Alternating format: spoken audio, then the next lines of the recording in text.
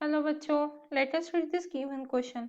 So, the given question says that 1 mole of a gas expands isothermally at 37 degrees Celsius. The amount of heat is absorbed by it until its volume doubled is. तो देखिए बच्चों यहाँ पे हमें amount of heat absorb find out करना है, ठीक है। तो अब उसके लिए हमारे पास क्या गिवन डेटा है वो लिख लेते हैं। जैसे हमारे पास टी की वैल्यू दी है 37 डिग्री सेल्सियस, तो उसे हम केल्विन में कन्वर्ट करेंगे तो ये आ जाएगा 37 प्लस 273। तो यहाँ से हमें मिल जाएगा 310 केल्विन, राइट।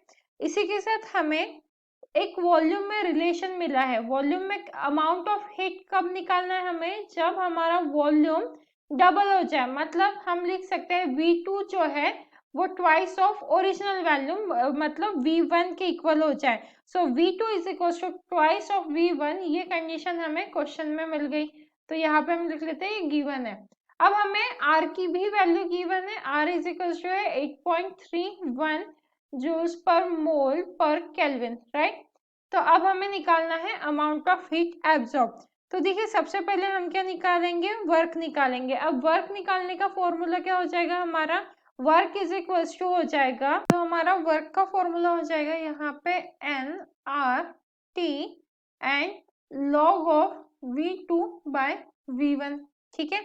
अब देखिए यहाँ पे हमें n की वैल्यू क्वेश्चन से मिल जाएगी, जहाँ पे बोला गया है 1 मोल, तो इसीलिए n की वैल्यू क्या है हमारी 1 है।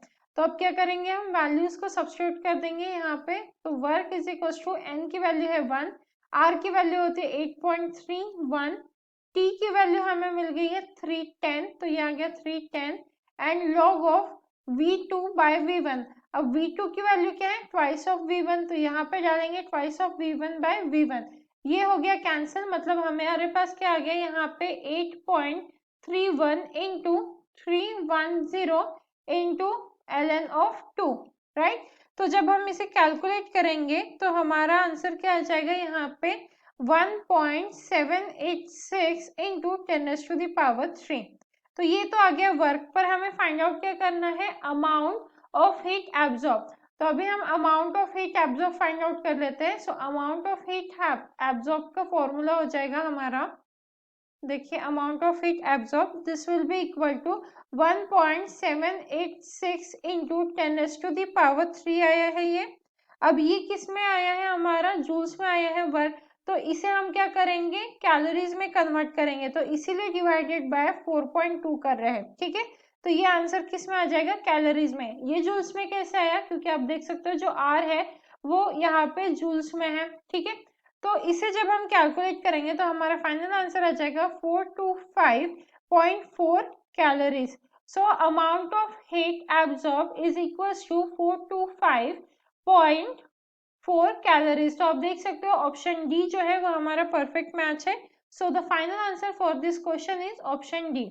I hope you understood it well. All the best.